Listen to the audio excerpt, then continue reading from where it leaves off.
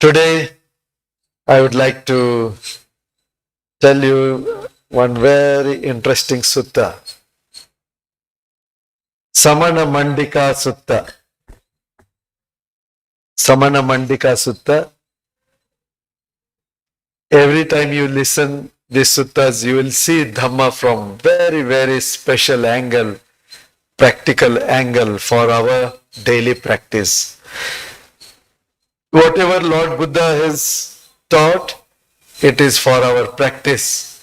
They are techniques and tools to achieve something or to gain wisdom and compassion so that we are free from suffering.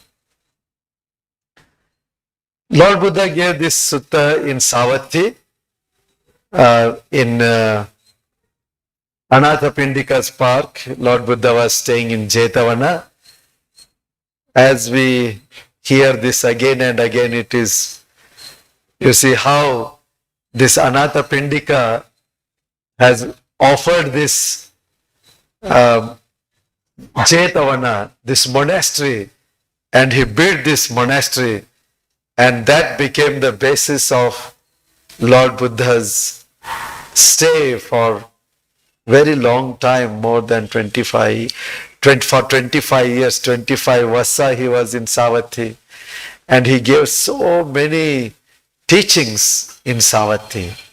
So all this is because of this great Anathapindika who has offered this dana of a monastery. The biggest dana, the biggest support you can do as householder is to make these monasteries, support the monks, support this facility. Now, this beautiful hall, how many times we are enjoying?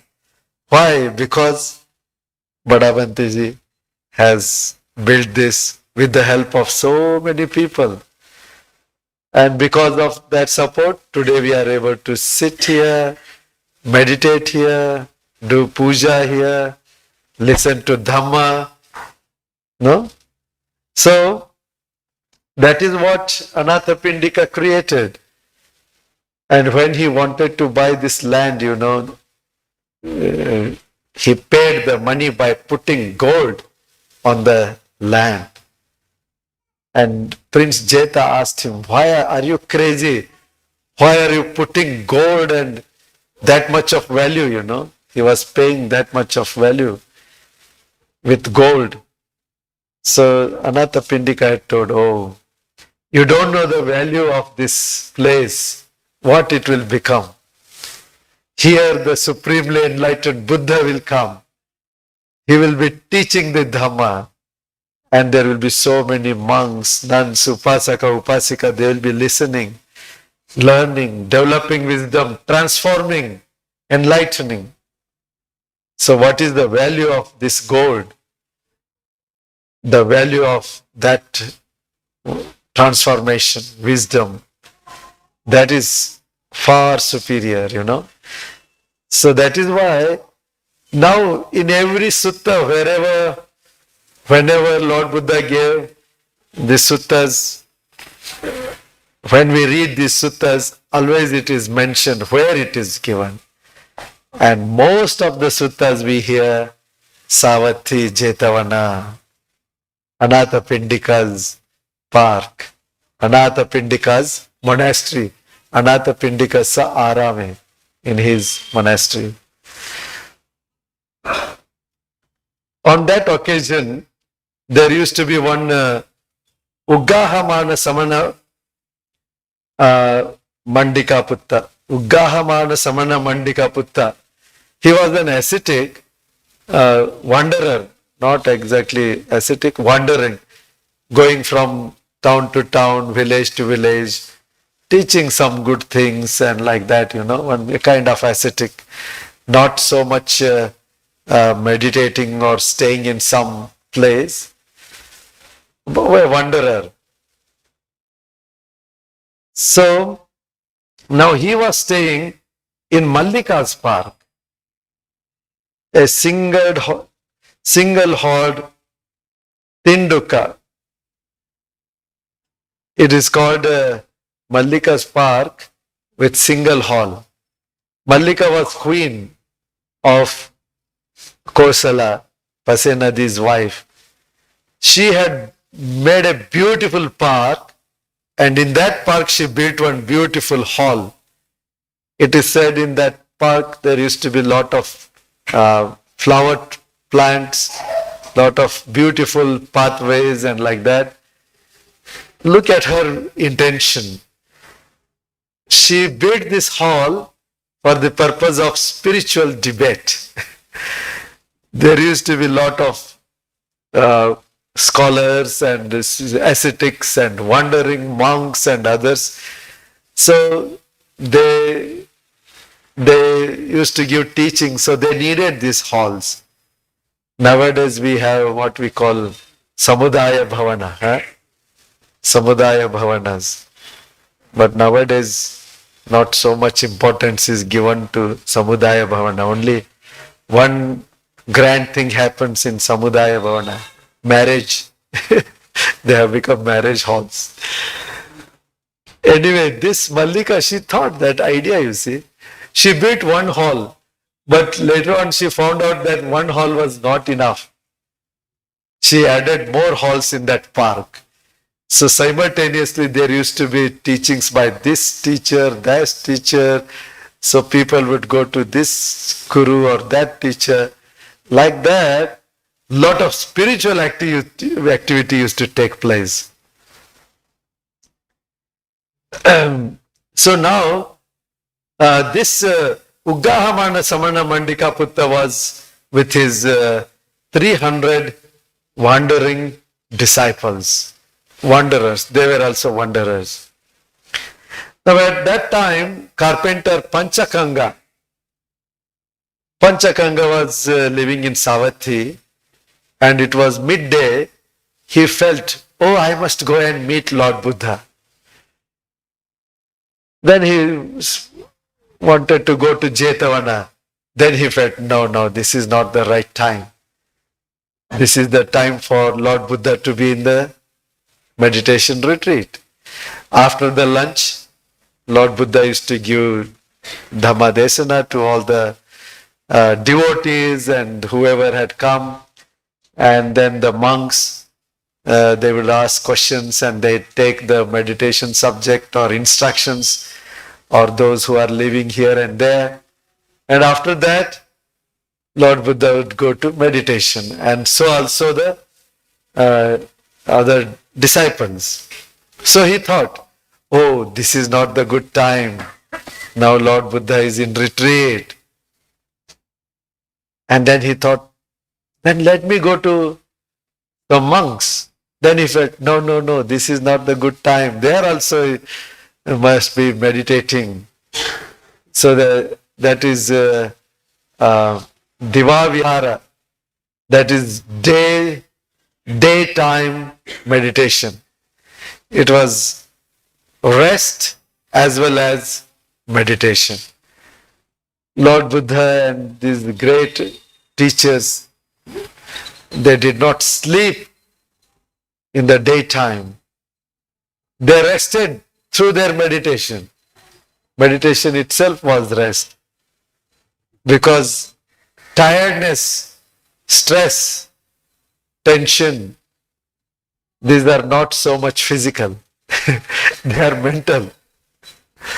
So when you are in meditation, the mind is totally free and rested. Lord Buddha says, I don't get tired. I don't get stressed. One Upasaka had asked, how is it that you are sitting so peacefully under a tree on these dry leaves? I am so rich fellow. I sleep on such thick mattress and pillows and blankets and all this such luxurious thing. But still I don't get sleep sometimes. And here you are sitting so nicely. How do you do? Lord Buddha told, the factors which make one tired, exhausted, stressed out, those factors I have uprooted from my mind.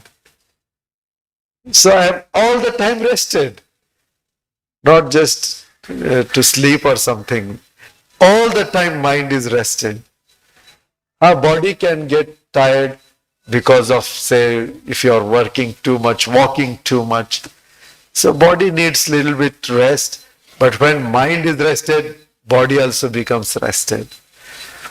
Like when you do meditation, no? You start meditating, even with little bit of concentration, the body becomes relaxed. The body becomes so light. With little bit of more concentration, the pains, the relaxation becomes so much, so much, so much. The pains, they disappear. There will no more pains.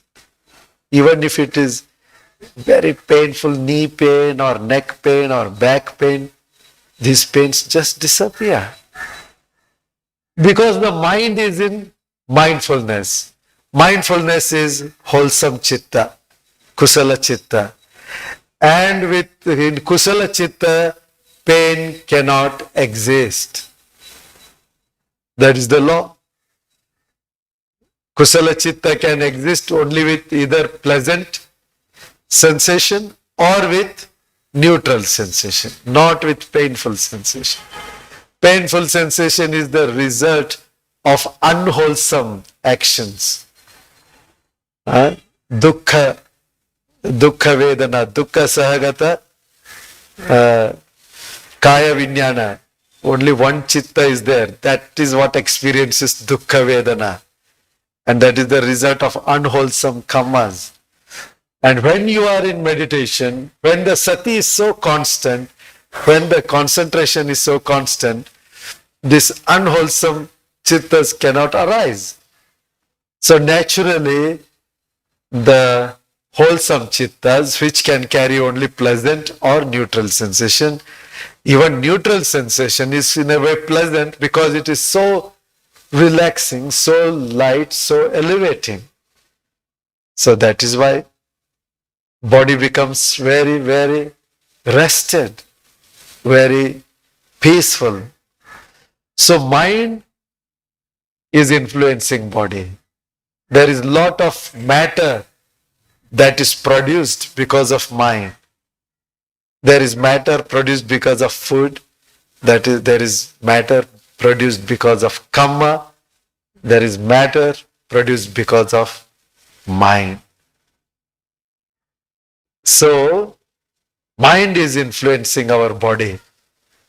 So, isn't it a good trick that we have to learn? A trick to keep our body relaxed through the development of the mind. Any moment, anywhere, develop the skill to watch the breath. That's why whenever you remember, watch 3 breaths. Whenever you remember, watch 3 breaths, in breath, out breath, in breath, out breath, in. That makes you so accustomed to become aware, aware, aware, aware. And when there are pains and these things, by your mental power, you can put it down. You know, Lord Buddha had this pain 1 year before his Mahaparinibbana. He got pain, very excruciating pain. But then Lord Buddha made a determination, sankalpa. By his, of course, his attainment was supreme attainment, and with that, he suppressed it. That pain, he was, in one of the very long past lives, he was a what you call kusti, wrestler. So he put some fellow down and he broke his back. So that karma came to fruition in the form of excruciating pain. So Lord Buddha put it down. And then it, uh, till his last, it was, he could put it down because of his attainment of his Phala Samapatti. Through the power of that Phala Samapatti, he was able to put it down. That is very high level. But with little bit of concentration, little bit of mindfulness, already to great extent, you can relax your body. You can keep the mind in wholesomeness. That pain has to disappear. That is the law, that is the nature.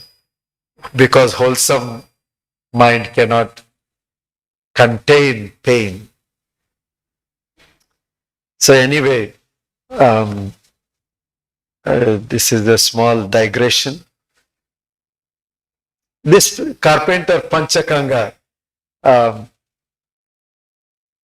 he thought, now it is time for Lord Buddha and disciples to spend time in Diva Vihara, that is in daytime's retreat. So let me not disturb them.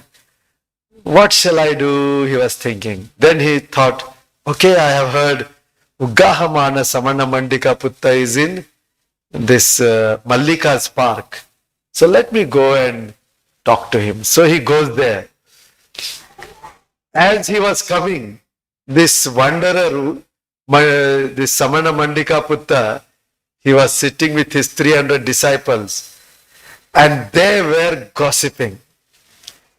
So this sutta tells, they were gossiping, talking about the kings, about the ministers, about the ruling, about this rule, that rule, about people, about streets, about food, about digestion, about men, about women, about animals, all sorts of subjects, topics, they were gossiping. So it was like a mess, it was like a bazaar, a very messy atmosphere.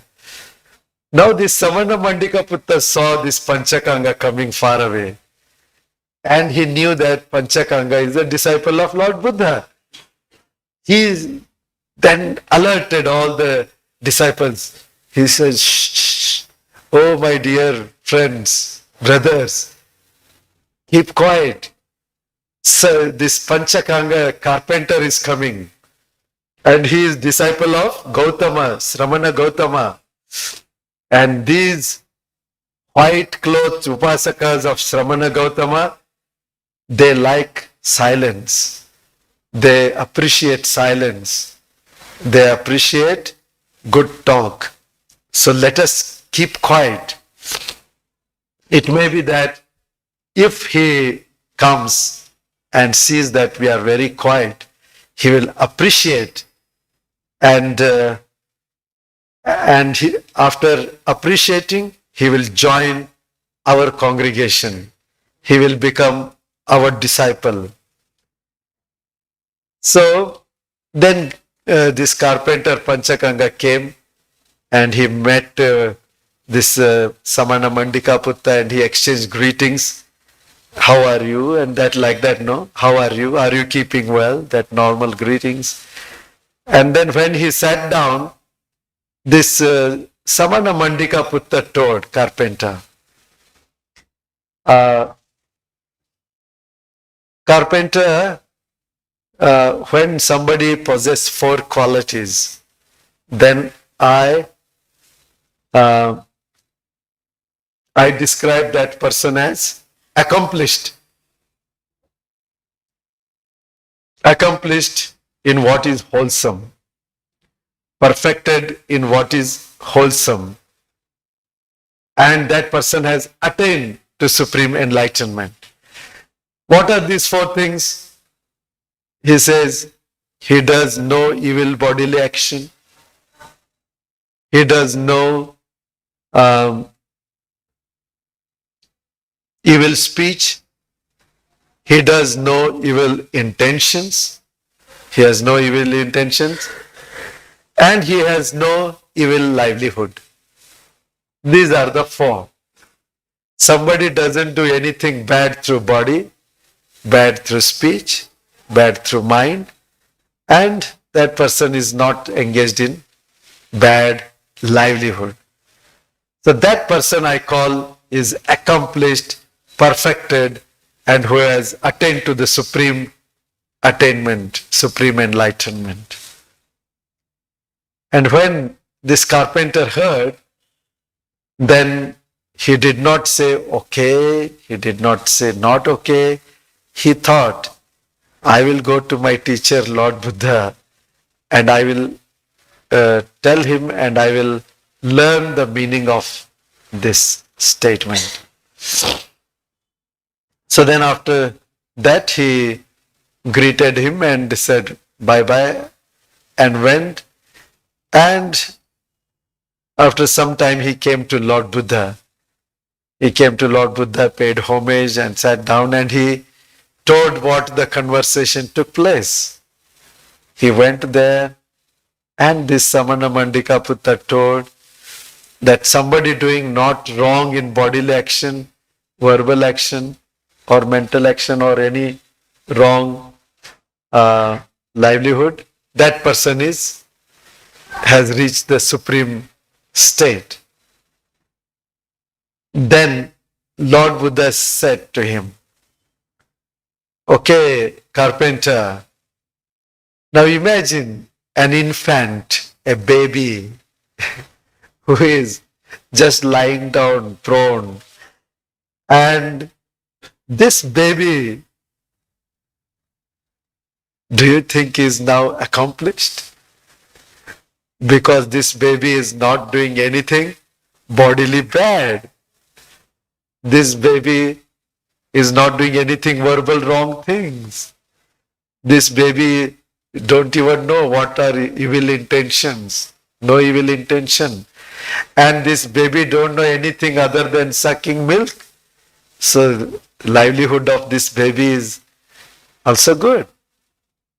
So do you think then that this baby has attained to that supreme enlightenment?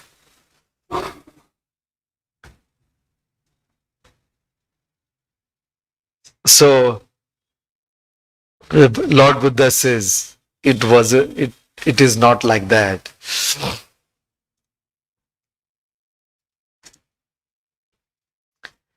If Buddha says, if here is a person who doesn't do anything bad in bodily action, verbal action, mental action, or livelihood, that person, I don't call that person as somebody who has attained to supreme enlightenment, but he falls into the category of this infant baby, somebody who is not doing at this moment something wrong. But it doesn't mean that that person has attained to the supreme enlightenment.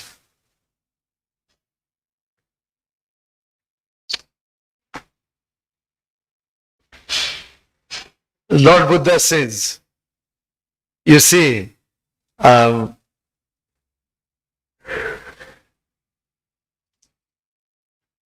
person who understands deeply that these are unwholesome habits, conduct.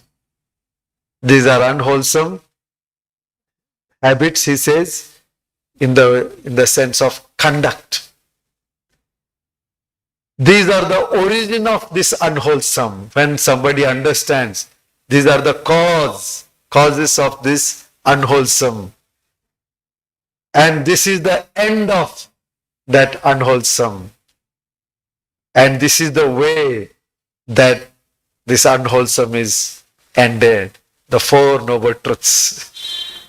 Four Noble Truths, do you remember? Do you know? Dukkha, the cause of dukkha, end of dukkha, and the path that leads to end of dukkha. These are the four. So in the same formula, Lord Buddha tells about habits. About habits here mean Shila, different categories, different levels of Shila from low level to the subtlest level. So what is this conduct? The cause of misconduct, the end of misconduct, and the path that leads, the practice that leads to end of misconduct. That understanding one has to develop. And one removes the cause. One realizes that end of misconduct. So what is the end of misconduct? Sotapatti Magga Phala. Sotapanna becomes one who is free from misconduct. Shila becomes perfect in Sotapanna. So Lord Buddha explains that is where one has attained to the supremacy of conduct. Not before that, just by passive life, one doesn't become a good person, enlightened person. We can say somebody is good, even harmless. Animals are there, cows are there, they behave good. But we can't just say they are enlightened. For enlightenment, wisdom is needed. So also Lord Buddha tells about intentions.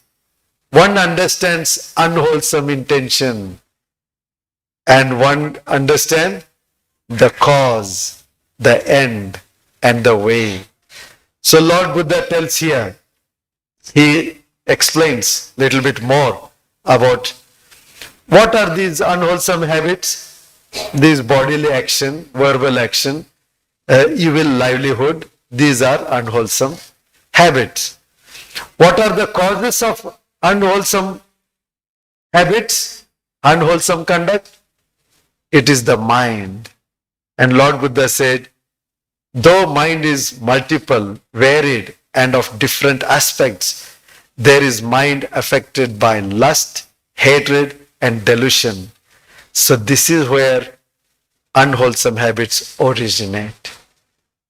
So clear, so precise. Lord Buddha says, it is the mind from where unwholesome conduct starts. But mind is of multiple levels. So there is this mind which is affected by greed, hatred, ignorance. So that is where this unwholesome conduct starts. And where do these unwholesome habits cease? Without reminder, their cessation is stated here. One abandons bodily misconduct and develops bodily good conduct.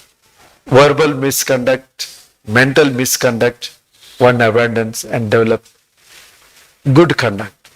So that is where one overcomes even livelihood. And what is the practice path? The path is one of effort. So what is that effort? Unarisen, unwholesome, you don't allow to come. You stop it before that unwholesome comes. If something unwholesome has come, you remove it. Unarisen, wholesome, you welcome, you bring it, you put effort to develop compassion, wisdom, karuna, mindfulness, saddha, all wholesome things. And if there is wholesome, you protect it. Don't lose it. That is how you practice, and a time will come when all unwholesome conduct are gone. Unwholesome, the origin, the causes for unwholesome conduct are gone. At that time you can say, this person has attained the level of supremacy in conduct. And Lord Buddha tells about intentions. Intention is subtler than conduct. So Sotapanna one becomes Sotapanna, his conduct becomes good. But intentions, unwholesome intentions can still arise. Still arise. So Lord Buddha says, intentions, unwholesome intentions, their origin. So here, what is the origin? Origin of this one? In unwholesome conduct, Lord Buddha said the origin is mind, the mind affected by lust, hatred and delusion, lobha, dosa, moha. So intentions, from where unwholesome intentions arise? Pay attention, very, very important. Lord Buddha says, their origin is stated that they originate from perception. And what is the perception? There are multiple perceptions, but the perception which has sensual desire, perception which has ill will, perception which has cruelty, that is where unwholesome intentions arise. Okay? So when mind is occupied by sense desire, unwholesome intentions start. That is the possibility where unwholesome. Second possibility is ill will, when you have hatred, not just little bit anger, but hatred. That is the origin of unwholesome intention. And cruelty. So much of cruelty we see around. That is the place, genesis, unwholesome intention arise. So this means mental actions. You are following Shila, Panchashila very nicely. But mental intentions, unwholesome intentions. So say for example, war is going on. Israel or Palestine war. Somebody went, Hamas went and killed, and Israel started bombing and killing. So many writings, debates, people speak, oh, what Israel is doing is right. That Hamas fellows must be crushed and killed and like that. So you yourself are not killing, your bodily conduct is okay, you are not saying with words, your verbal conduct is okay, but intention, at the intention level, oh, let them be killed. So this is much subtler level. So these intentions, when this wrong thought of sensual desire, ill will and cruelty, when these are removed, then your intentions become pure. And at what level these are removed? Now we can remove, but that is temporary.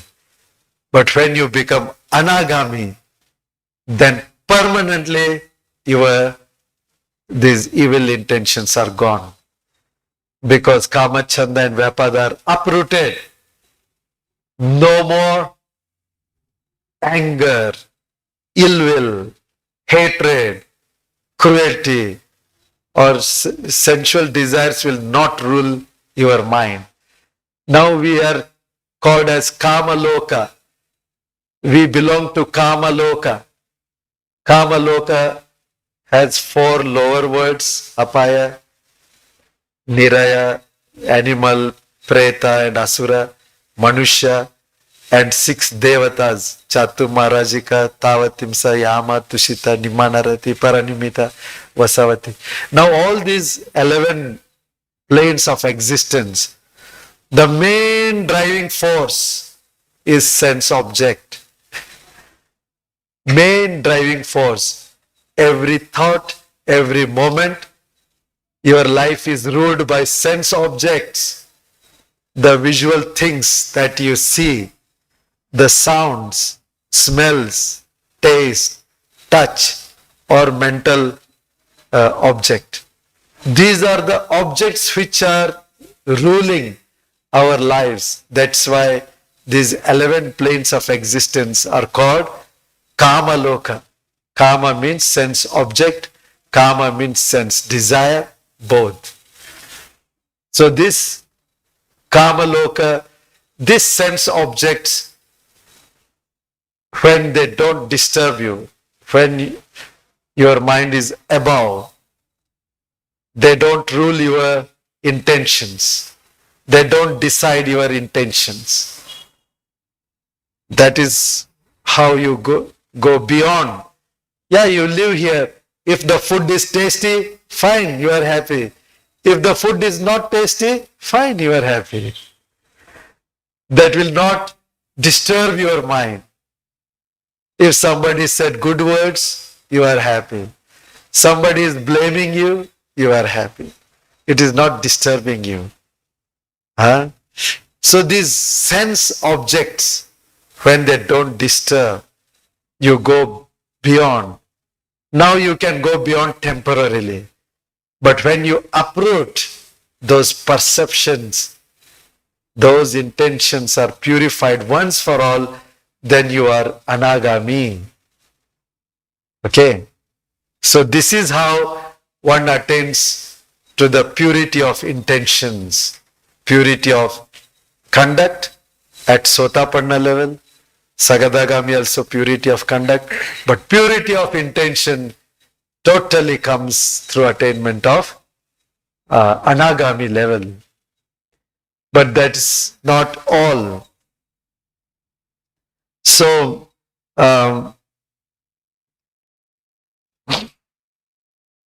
then still, when one Lord Buddha tells here,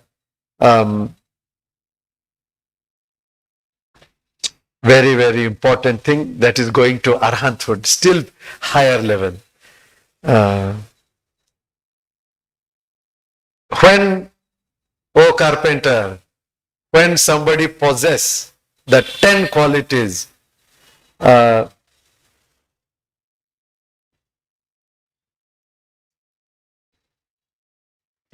person is one who has attained to the highest. What are these 10 qualities? I describe him as accomplished in what is wholesome, perfected in what is wholesome, and ascetic, invincible, attained to the supreme enlightenment. Here this person possesses the right view, sammaditthi, of one beyond training. That is, your view becomes right, so much right that you finish your training. That means you become an arahant. Just like, for example, you have finished your course, engineering course or medical course or whatever, then they give you a certificate. Okay, you have finished this course. So here, what is the course? The course of full enlightenment. So your view, right view becomes so perfect that you go beyond training. That means you finish your training. Asekha is one who is under training. Asekha is beyond training. That is arahant. So your sammaditthi becomes beyond training. That means perfect. Right intention, samma sankapo, that also goes beyond training. Right speech, right action, right livelihood, right effort, right mindfulness, right concentration. Eight factors of Noble Eightfold Path. And 2 more Lord Buddha adds. Right knowledge, samma jnana, and right deliverance, samma vimutti. Okay, so these two more are added to this eightfold path. So all the 8 factors plus samma jnana and samma vimutti When you attain, then you go to the supreme state of enlightenment. So Lord Buddha said, I describe him as accomplished in what is wholesome, perfected in what is wholesome, and ascetic, invincible, attained to the supreme enlightenment. Have you understood? So the Lord Buddha's criteria of your behavior, your speech, your action, your intention, your wisdom. So not just passive way, just by being good in your words or action, that is not enough. Yeah, that will make you a good person. People will call you, oh, this fellow is a good fellow, good neighbor, good colleague, because you are not doing anything harm. But if you remain at that level, no wisdom, you have not found out the causes of this greed, hatred, ignorance. You have not eliminated the causes of greed, hatred, delusion. Then again they will come circumstances. Once Lord Buddha saw one pig rolling in dirty thing and he smiled. And Anandavanti asked, what is the matter, oh Lord? So Buddha felt so pity for that animal, and he said, this was once king leader in Brahma world, such high level of divinity, high level of attainment, and now rolling as a pig. So what is the use? Because wisdom was not there. So if you see the entire teachings of the Buddha, one thing Lord Buddha always highlights, that is wisdom, deeper understanding. So the Shila is Shila which is called Samma Vacha, Samma Kammanta and Samma Ajiva. They become Samma, that means with wisdom. Then they become path of enlightenment. If they are without Samma, just good words, good action, good speech, good livelihood, but with ignorance or with some wrong views, they don't become the Shila called Adhishila, that which is enlightening Shila, enlightenment step, Shila, Samadhi, Panya, we call, no? That Adhishila, Adhichitta, Adhipanya, that will not become. That Shila is good for being a good person, that's all. Not for, that will not lead you to higher enlightenment, higher understanding, higher wisdom which removes suffering. Okay? So this is what Lord Buddha explained. That Samanamandika Sutta, he said somebody is good with conduct, somebody good with words, somebody good with intention, and somebody is doing good business, good livelihood. That person is supreme enlightened one. Lord Buddha said, that kind of person, he will put into the category of infants, category of babies. Because babies are also pure, no? They are also pure, they are also harmless. But that is not all. That is not enough.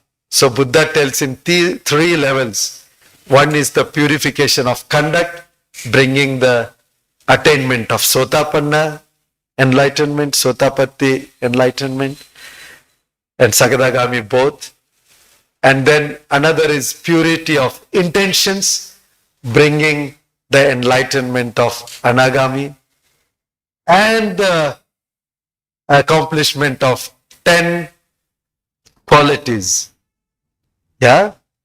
Samma Ditti, Samma Sankapo, Samma Vacha, Samma Kammanto, Samma Ajivo, Samma Vayamo, Samma Sati, Samma Samadhi, and Samma Jnana, and Samma Vimukti. These 10 things will make Dasangehi Samannagato Arahanta. Dasanga. These 10.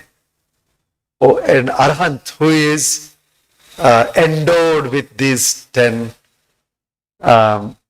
qualities, 10 factors. So that is the highest enlightenment. Did you understand? Is it clear? Do you agree? There is nothing to be confused. It's so simple. That is how Lord Buddha's suttas are so simple, so direct. That is why you should read the original suttas. They are so simple, so direct, and so clear. If you understand this, then you know where you stand in your life. And then you know what is your task to be accomplished.